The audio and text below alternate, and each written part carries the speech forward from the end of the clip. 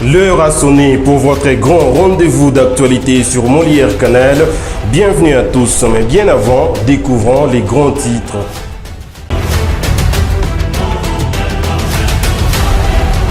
Mesdames, Messieurs, au sommaire de cette session d'information, le cardinal Fridolin Ambongo a salué la présence de sa sainteté à Kinshasa, capitale de la République démocratique du Congo, tout en lui présentant la misère que traverse le peuple congolais à l'issue de la messe dite par le pape François à l'aéroport de Ndolo. Et puis, vous allez suivre également au cours de cette édition du journal, Mesdames, Messieurs, à Kananga, dans le Kasaï central, le colonel Prosper Benda, commandant de la police nationale congolaise, a présenté quelques présumés bandits à la population avec les biens volés. C'est tout pour les sommaires. À présent, voici votre journal. Retirez vos mains de la RDC, retirez vos mains de l'Afrique, cessez d'étouffer l'Afrique, elle n'est pas une mine à exploiter, ni une terre à dévaliser. Le message fort du pape François à Kinshasa, le mardi 31 janvier 2023, c'était en marge de sa rencontre avec les chefs de l'État congolais, Félix Antoine Tshisekedi Tshilombo. Suivez.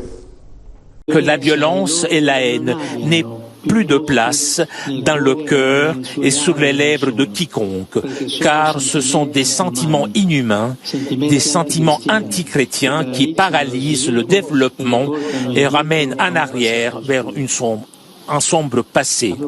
En parlant de frein au développement et de retour au passé, il est tragique que ces lieux, et plus généralement le continent africain, souffrent encore de diverses formes d'exploitation. C'est cette devise qui sort de l'inconscient de tant de cultures, tant de gens. L'Afrique doit être exploitée. Et cela est terrible. Après le colonialisme politique, un colonialisme économique tout aussi asservissant s'est déchaîné. Ce pays largement pillé ne parvient donc pas à profiter suffisamment de ces immenses ressources. On en est arrivé au paradoxe que les fruits de sa terre le rendent étranger à ses habitants. Le poison de la cupidité a ensanglanté ses diamants. C'est un drame devant lequel le monde économiquement plus avancé ferme souvent les yeux, les oreilles et la bouche.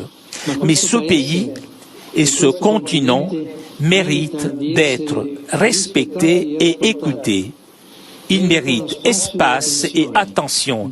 Retirez vos mains de la République démocratique de Congo. Retirez vos mains de l'Afrique. Cessez d'étouffer l'Afrique. Elle n'est pas une mine à exploiter, ni une terre à dévaliser. Que l'Afrique soit protagoniste de son destin. Que le monde se souvienne des désastres commis au cours des siècles au détriment des populations locales et qu'il n'oublie pas ce pays ni ce continent. Que l'Afrique, sourire et espérance du monde, compte davantage, qu'on en parle davantage, qu'elle ait plus de poids et de représentation parmi les nations. Restons toujours dans le même chapitre. Plus de 10 millions de personnes ont été arrachées à la vie, dit Félix Tshisekedi qui dénonce le Rwanda, les silences complices de la communauté internationale et l'injustice qui subit l'heure RDC. C'était le mardi 31 janvier 2023 en marge de sa rencontre avec le pape François. Suivez. Cette hospitalité qui nous caractérise a été mise à mal par les ennemis de la paix et les groupes terroristes venus essentiellement des pays voisins. Ce malheur qui dure depuis près de 30 ans fait aujourd'hui partie de notre territoire en proie à ces violences et fait de cette zone une zone en rupture de paix où, outre les groupes armés, les puissances étrangères avides de minerais contenus dans notre sous-sol commettent, avec l'appui direct et lâche de notre voisin le Rwanda, de cruelles atrocités, faisant ainsi de la sécurité le premier et grand défi du gouvernement. En effet, à la faveur de l'inaction et du silence de la communauté internationale, plus de 10 millions de personnes ont déjà été atrocement arrachées à la vie. D'innocentes femmes, même enceintes, sont violées et éventrées. Des jeunes gens et enfants sont égorgés. Des familles, des vieillards ainsi que des enfants sont condamnés à braver la fatigue et l'épuisement afin d'errer hors de leur maison à la recherche de la paix en raison des exactions commises par ces terroristes au service d'intérêts étrangers. Nous ne pouvions et nous ne pourrons demeurer cois face à une telle injustice et un tel silence complice de la communauté internationale. À cet égard, sachez que je n'ai pas manqué de désigner le responsable et d'interpeller la communauté internationale. Le pape François s'est exprimé le mardi 31 janvier 2023 à Kinshasa lors de sa rencontre avec le président de la République Félix-Antoine Tshisekedi Tshilombo. Dans son speech, le souverain pontife a dénoncé les violences dans l'Est de la RDC qui perdurent depuis plusieurs décennies. Ces discours est commenté diversement. C'est un reportage d'Eric Lutumba et Paul Mbaya. Lors de sa rencontre avec le président congolais Félix Tshisekedi, le pape François a, dans sa prise de parole, déclaré, je cite, « Nous ne pouvons pas nous habituer au sang qui coule dans ce pays ». Ces propos sont qualifiés comme un plaidoyer en faveur de la République démocratique du Congo par des analystes. Il s'agit d'un plaidoyer. Vous savez que le pape est à la fois le chef de l'État de la Cité du Vatican, mais il est surtout le chef spirituel de l'Église catholique. Et de ce point de vue, il est appelé souverain pontife. Et au niveau de la scène internationale, le Saint-Siège, parce qu'il faut parler du Saint-Siège, représenté par les papes, a une influence réelle. Premièrement d'abord, le Saint-Siège est représenté au sein des structures onusiennes. Et à ce niveau-là, l'Église catholique joue un rôle important au niveau de plaidoyer en rapport avec des grandes questions qui intéressent le monde. Et lorsque vous prenez les différentes parties du monde, que ce soit en termes de crise, que ce soit en termes de défis, l'Église a toujours porté la voix des communautés considérées comme étant communautés vulnérables, des espaces vulnérables. Il y a lieu d'espérer un impact positif du discours du Saint-Père dans la résolution de la situation à l'est du pays, ajoute cet autre analyste. Je crois que le discours du pape est à saluer dans la mesure où ça rencontre les ententes des Congolais et même des Africains. Mais je crois que son impact ou l'impact de ces discours dans la communauté internationale, c'est par rapport aussi au soutien que le pape ou, si vous voulez bien, l'Église catholique peut apporter au processus de paix en RDC. Et c'est cet accompagnement par à travers peut-être de moyens logistiques, matériels ou je ne sais pas quoi, et surtout une pression, si vous voulez bien, qu'on peut exercer au sein de la communauté internationale pour que la communauté internationale soit réceptive aux doléances de la RDC, d'abord en condamnant les pays qui soutiennent les mouvements de rébellion, notamment le Rwanda et l'Ouganda, et en accompagnant la RDC dans d'autres stratégies pour que la paix et la sécurité soient au rendez-vous, comme vous le savez, et que le développement aussi emboîte les pas. Ça saute aux yeux, un pays richement béni, mais dont la population est misérable, parce que la paix et la sécurité dérangent tout programme de paix. Pour rappel, les souverains pontifes séjournent en République démocratique du Congo depuis mardi 31 janvier 2023 sous invitation du gouvernement congolais. Votre journal se poursuit, messieurs et dames. Au cours de son discours à Kinshasa, le pape François a demandé à certains pays de retirer leurs mains de la RDC. Cette phrase est analysée ici par certains Congolais rencontrés dans ses propos recueillis par Gérard Isaac Songwa et Gisèle Kabongo. Ça veut dire qu'il a compris de quoi nous souffrons en externe, ou à cause de nos minéraux, ou à cause, bref, de nos richesses. Nous connaissons cette guerre-là qui n'en finit pas. Et donc il a compris vraiment que si cette communauté internationale, avec ces lobbies que nous connaissons, venait enlever leurs mains à la République ou à la République du Congo, notre pays, peut-être ça sera le début d'une solution pour notre pays. Il vient juste conscientiser, il vient donner la paix. Il faudrait que les Congolais se réconcilient avec lui-même, ces Congolais se réconcilient avec Jésus-Christ. D'ailleurs, c'est le pourquoi de son thème, tous réconcilions-nous en Jésus-Christ. C'est un message fort, c'est un message interpellateur, c'est un message qui demande à toutes les sensibilités de notre société, notre communauté, d'être ensemble, de s'unir, de produire la paix, le vivre ensemble, de bannir les antivaleurs dont le tribalisme et bien d'autres mots, pour être ensemble, et c'est seulement de cette façon-là que nous pouvons faire un front commun contre l'impérialisme.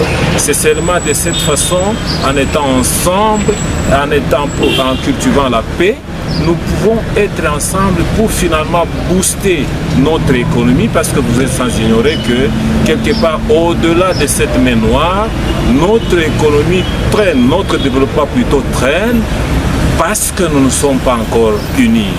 Le pape a été clair, moi j'ai aimé, moi je pense que c'est ça, la position qu'un prélat, qu'une autorité de l'église doit prendre. Parce que, écoutez, lorsque vous attaquez le dirigeant pendant qu'il se batte pour qu'il y ait une solution, c'est comme qu'il dirait ça vous plaît qu'il y ait des morts à l'est, ça vous plaît qu'il y ait l'envahissement de nos territoires. Vous voyez, c'est comme si ça vous plaît. Mais quand le pape prend cette option, je crois, nous tous, moi je ne suis pas catholique, nous devons être derrière le discours du pape que j'ai suivi religieusement et en tant que politique avec aussi un œil de l'aigle. Je voyais loin ce qu'il disait. Je me dis, bon écoutez, si son discours peut continuer cette fois-ci, non pas seulement en République démocratique du Congo, même au Soudan, là où il va aller, même en Europe quand il va rentrer, même en Amérique, partout, si le pape continue avec ses discours, je crois que ça peut changer la donne. Pour clore ce chapitre, à l'issue de la messe dite par le pape François à l'aéroport de Ndolo, le cardinal Fridolin Ambongo a salué la présence de sa sainteté à Kinshasa, capitale de la RDC, tout en lui présentant la misère qui traverse le peuple congolais. Suivez-le dans cet extrait, choisi par moi, Vraie Passion Tumba. C'est avec déférence et gratitude que je salue la présence de votre sainteté à Kinshasa, capitale de la République démocratique du Congo, notre pays. Au nom de l'Église et famille de Dieu, venue prier avec vous, et au nom de tout le peuple congolais, je voudrais vous exprimer de tout cœur pour cette belle et grande messe que vous venez de présider, ma gratitude. Très Saint-Père, la République démocratique du Congo que vous visitez à ce moment est un pays potentiellement très riche. Sa population, essentiellement jeune, est à majorité chrétienne, dont plus de 40% des catholiques. Ce peuple congolais est aujourd'hui confronté à une crise multiforme. Conflits armés, particulièrement à l'est du pays, crise économique et misère sociale. Oui, très Saint-Père, le peuple qui vous accueille aujourd'hui et qui est là devant vous, c'est un peuple qui souffre dans son corps et dans son âme. Malgré cette souffrance injuste, les Congolais demeurent pourtant un peuple confiant et plein d'espérance. Changeons de chapitre à présent. La gouverneure de la province du Lomami, Yumba Kalenga Isabelle, a offert des dons aux églises catholiques de la ville de Kalemi le mardi 31 janvier 2023. Après ces gestes, la gouverneure s'est ensuite rendue à Kinshasa en marge de l'arrivée du pape François en RDC. Suivez.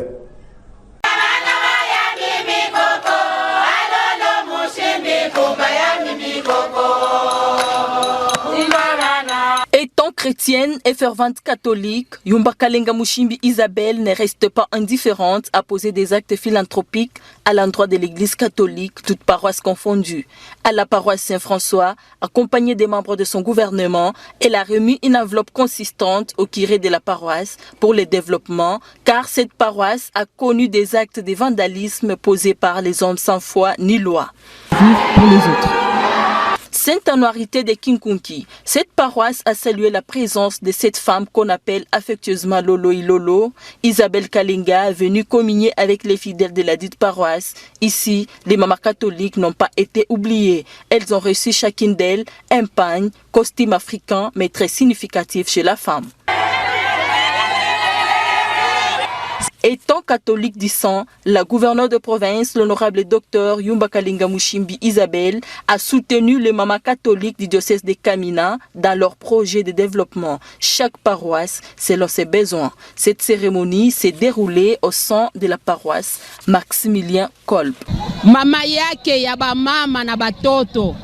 Mama tunakupigia aksanti sana. Au sort de la congrégation Mère du Sauveur, une statuette de la Vierge Marie a été offerte par Isabelle Kalenga Mushimbi pour leur grotte. Catholique pratiquante, la première citoyenne du Olomami a participé à une messe d'ordination des prêtres catholiques à la paroisse Regina Pakis, où elle a offert à Dieu quelques présents pour le soutien de l'œuvre des dieux.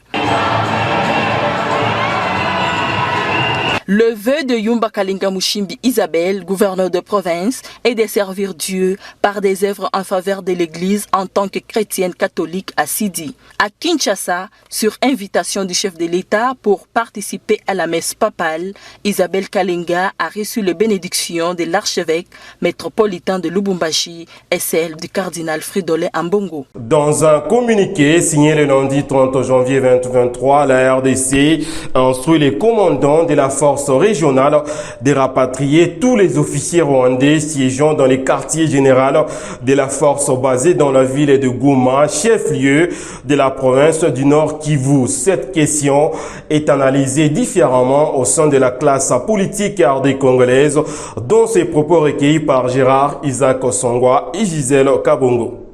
Tous nous devons être solidaires avec nos frères de l'Est et comprendre leur souffrance. C'est la souffrance qui les pousse à réclamer tout ça.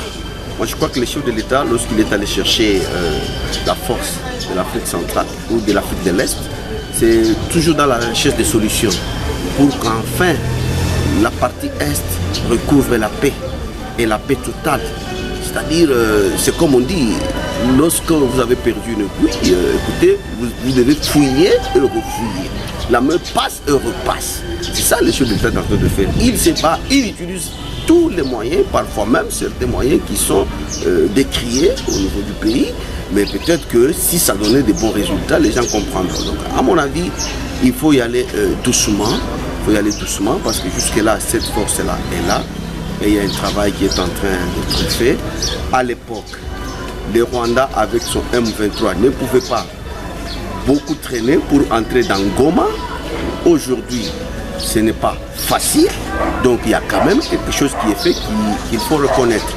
Mais hélas, les cris d'alarme de nos frères de l'Est, pour moi, sont à comprendre, c'est la souffrance. L'État, nous en tant que société civile, demander au président de la République, demander même à tous les services de sécurité de faire de son mieux d'abord qu'on retire cette force régionale de notre sol et en même temps que la RDC puisse prendre des stratégies de pouvoir chasser et même renvoyer de son sol ces rebelles qui, depuis que ce mixage a été en tout cas exigé par la communauté internationale, nous sommes en train de subir des menaces, voire même des multiples de morts qui sont en train de s'accentuer. Donc il est tellement important que le gouvernement prenne conscience et que ces animateurs, aussi des institutions plutôt politiques, puissent non seulement diriger comme si c'était leur propre bien, mais aussi savoir que quand on dirige une institution, il faut voir des facteurs qui interviennent. Il y a la population qui est victime, mais les autorités qui sont à Kinshasa ne subissent pas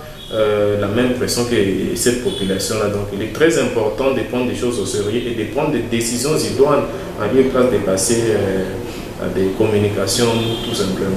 À Kananga, dans le Kasaï central, le colonel Prosper Benda, commandant de la police nationale congolaise, a présenté quelques présumés bandits à la population avec le bien volé. Plus de détails dans cet extrait choisi par Soleil Ntumba Mofika. Nous avons fait un effort, nous avons fait le travail de la police. Les policiers ont été veillants, ils ont fait un bon travail pour en faire avoir les informations, de suivre jusqu'à le prendre. Derrière cette arme-là, a été citée avant par des collègues que nous avons arrêtés ici. Nous les avons déférés aux instances judiciaires, ils ont été libérés. Mais ce que nous avons remarqué, c'est quoi? Chaque fois qu'on les arrête et on a une accalmie, quand ils se font libérer, ils rentrent à la cité et ils reprennent les mêmes actes avec l'arme. Mais cette arme-là, nous allons l'attraper. Par la grâce de Dieu, nous sommes les policiers, nous sommes envoyés ici pour travailler pour la protection de Kananga. Et nous allons avoir la bénédiction de Dieu pour récupérer cette arme. Nous allons la récupérer. C'est quoi ça? Généralement, c'est nous la population. Vous voyez les victimes ici, et ils ne suivent pas les procès. Ils ne vont pas à la justice pour acquiler ces gens-là, les charger. Vous allez voir, les criminels vont se retrouver seuls avec le procureur, avec les magistrats, et sans personne pour les charger. Et ce monsieur-là est obligé de dire la loi. La loi dit quoi? Il applique la loi, c'est ainsi que ces retours soient dehors. Nous conseillons à la population, chaque fois qu'il est victime, qu'il suive au moins. Qu'il suive au niveau des instances judiciaires pour charger les gens, ces gens-là, afin qu'ils soient condamnés à bonne et due fois. Les conseils sont les suivants. Je leur fais voir d'abord que nous sommes créés tous partis. Et qu'eux peuvent travailler comme les autres au lieu de prendre ce qui appartient à l'autre. Ce qui appartient à l'autre, c'est le fruit de son travail, c'est l'amour de Dieu. Et qu'ils ne croient pas, parce qu'ils sont en train de commettre des gaffes, et que Dieu les épargne et qu'ils puissent se croire comme David. Ils finiraient un jour mal. Alors j'essaie de les conscientiser dans ce sens-là, leur donner le vrai message qui leur manque. Fin de cette grande édition du journal sur Molière Canal. Place à présent rappel des titres pour ceux qui nous ont pris en cours de diffusion.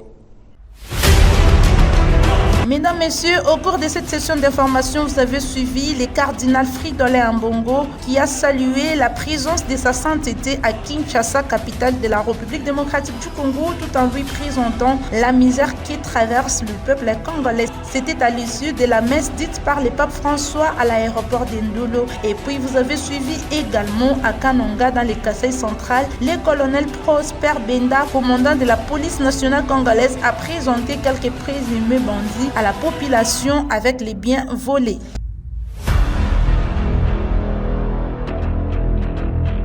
Messieurs et dames, voilà de quelle manière atterrit cette grande édition du journal sur Molière Canal. Merci pour votre sympathique attention que vous ne cessez de nous accorder. À la prochaine.